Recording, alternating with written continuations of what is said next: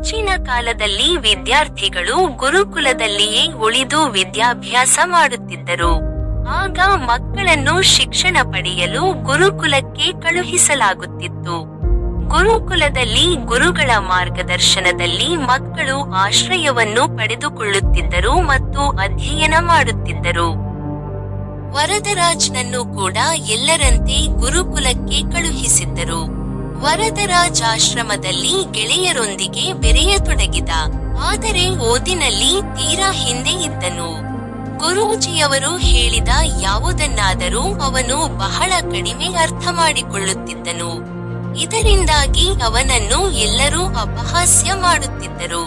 ಹೀಗೆ ದಿನಗಳು ಕಳೆದವು. ಅವನ ಸ್ನೇಹಿತರೆಲ್ಲರೂ ಮುಂದಿನ ತರಗತಿಗೆ ಹೋದರು. ಆದರೆ ಅವನಿಗೆ ಮುಂದೆ ಹೋಗಲಾಗಲಿಲ್ಲ.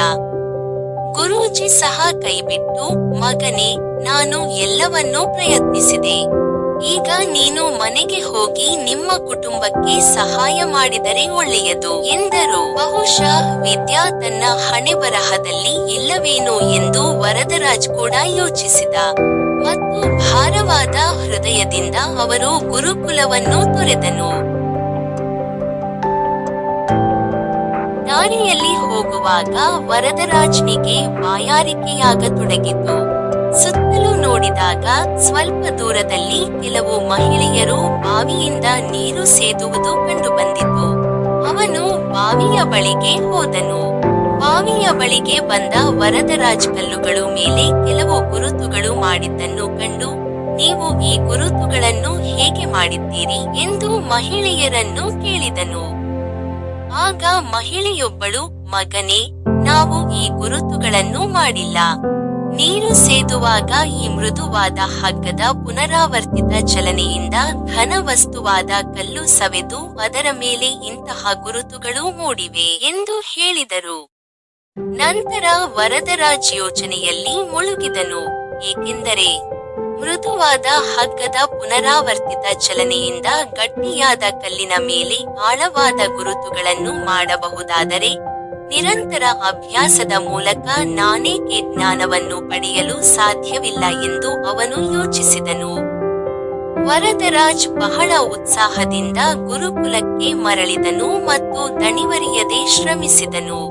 ಗುರೂಜಿ ಕೂಡ ಸಂತೋಷಪಟ್ಟರು ಮತ್ತು ಸಂಪೂರ್ಣವಾಗಿ ಸಹಕರಿಸಿದರು. ಕೆಲವು ವರ್ಷಗಳ ನಂತರ ಈ ಹಿಂದುಳಿದ ಮಗು ವರದರಾಜ್ ನಂತರ ಸಂಸ್ಕೃತ ವ್ಯಾಕರಣದಲ್ಲಿ ದೊಡ್ಡ ವಿದ್ವಾಂಸರಾದನು. ಸ್ನೇಹಿತರೆ, ನಿರಂತರ ಪರಿಶ್ರಮ ಮತ್ತು ಆದರ್ಶಭರಿತ ಮನೋಭಾವದಿಂದ ಯಾವುದನ್ನಾದರೂ ಸಾಧಿಸಬಹುದು. ವರದರಾಜ್ ಪ್ರಾರಂಭದಲ್ಲಿ ಹಿಂದುಳಿದವನಾಗಿದ್ದರು. ನಿರಂತರ ಅಭ್ಯಾಸ ಮತ್ತು ಪ್ರೇರಣೆಯಿಂದಲೇ ವಿದ್ಯೆಯಲ್ಲಿ ತಾನು ವಿಶಿಷ್ಟ ಸ್ಥಾನ ಪಡೆಯಲು ಸಾಧ್ಯವೆಂಬುದನ್ನು ಕಂಡುಕೊಂಡನು ಎಂದು ಈ ಕಥೆ ಹೇಳುತ್ತದೆ. ಅಭ್ಯಾಸವಿಲ್ಲದೆ ನೀವು ಯಶಸ್ವಿಯಾಗಲು ಸಾಧ್ಯವಿಲ್ಲ. ನೀವು ಅಭ್ಯಾಸ ಮಾಡದೆ ಕೇವಲ ಅದೃಷ್ಟವನ್ನು ಅವಲಂಬಿಸಿದ್ದರೆ ನಂತರ ನೀವು ವಿಷಾದವನ್ನು ಹೊರತುಪಡಿಸಿ ಬೇರೇನೂ ಪಡೆಯಲು ಸಾಧ್ಯ ಇಲ್ಲ. ಆದ್ದರಿಂದ ಅಭ್ಯಾಸ, ತಾಳ್ಮೆ, ಕಠಿಣ ಪರಿಶ್ರಮ ಮತ್ತು ಸಮರ್ಪಣೆಯೊಂದಿಗೆ ನಿಮ್ಮ ಗಮ್ಯಸ್ಥಾನವನ್ನು ಸಾಧಿಸಲು ನೀವು ಕೆಲಸ ಮಾಡಬೇಕು.